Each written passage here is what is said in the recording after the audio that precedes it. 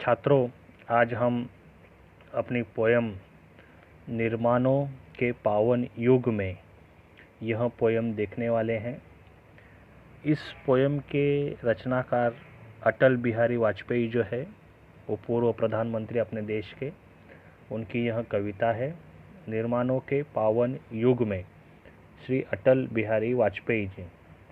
आज का युग विज्ञान और निर्माणों का पवित्र युग है। निर्माण यानी नया प्रोडक्शन, नई चीज़ें सीखना, उस पर अमल करना। प्रस्तुत कविता में कवि ने कहा है कि हमें इस विकास काल में भी नए नए अनुसंधान करने चाहिए। अनुसंधान यानी रिसर्च करना चाहिए।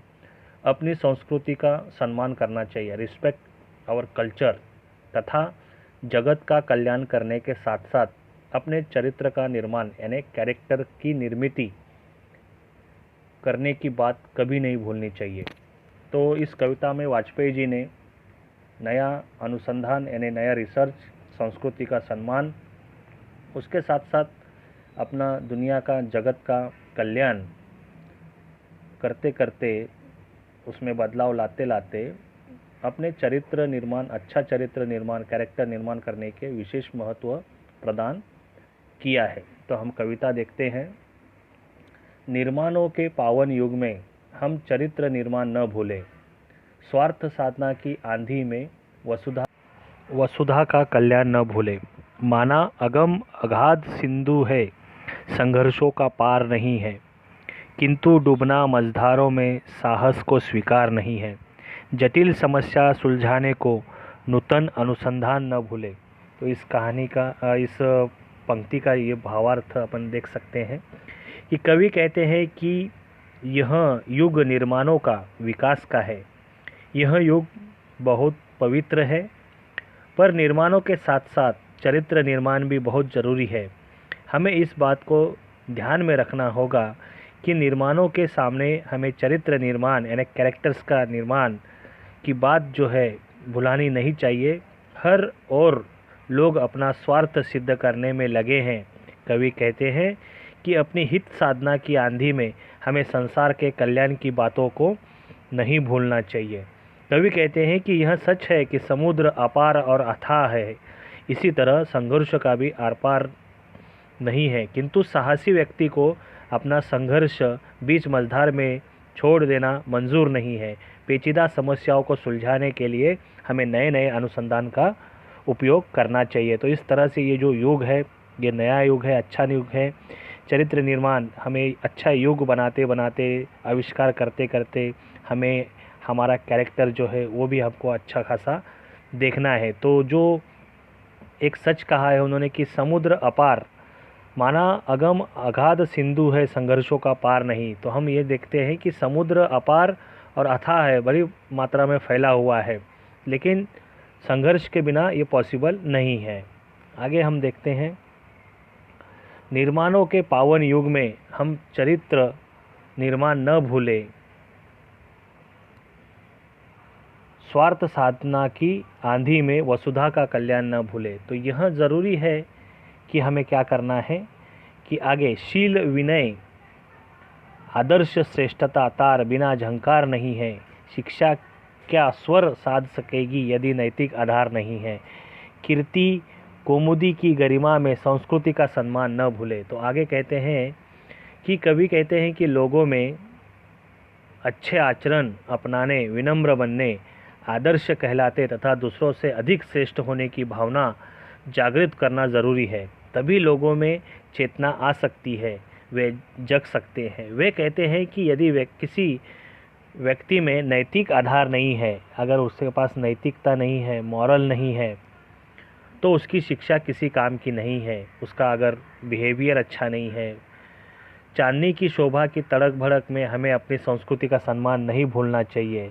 तो कवि कहते हैं कि यह युग निर्माणों का, विकास का है। यह युग बहुत पवित्र है, पर हमें निर्माणों के साथ साथ चरित्र निर्माण भी बहुत ज़रूरी है। हमें इस बात को ध्यान रखना होगा कि निर्माण के सामने हमें चरित्र निर्माण की बात भुलानी नहीं चाहिए।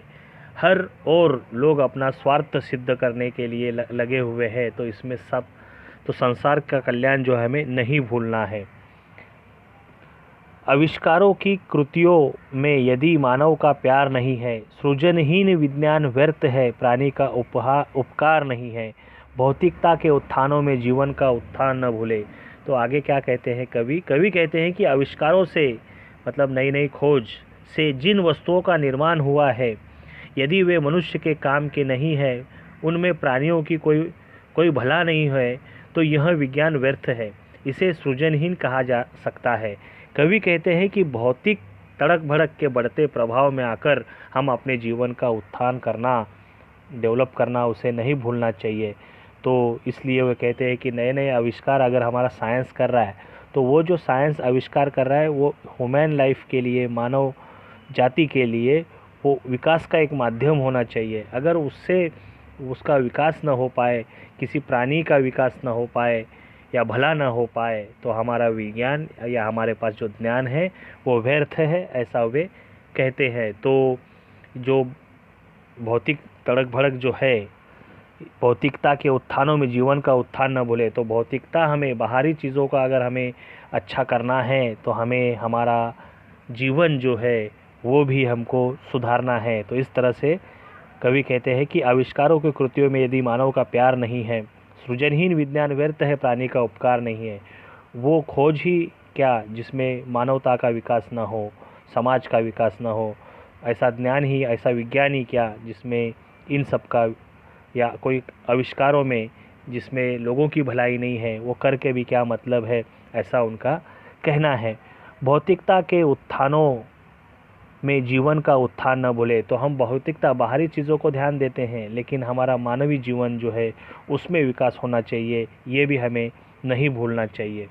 आगे क्या कहते हैं, निर्माणों के पावन युग में हम चरित्र निर्माण न भूले, स्वार्थ साधना की आंधी में वसुधा का कल्याण न भूले। कवि कहते हैं कि यह युग विकास का ज़रूर है, यह युग बहुत पवित्र है, पर निर्माणों के साथ साथ चरित्र निर्माण भी बहुत ज़रूरी है, हमारा कैरेक्टर निर्माण भी बहुत ज़रूरी है। हमें इस बात को ध्यान में रखना होगा, निर्माण के सामने हमें चरित्र निर्माण की बात कभी भी नहीं भूलनी चाहिए।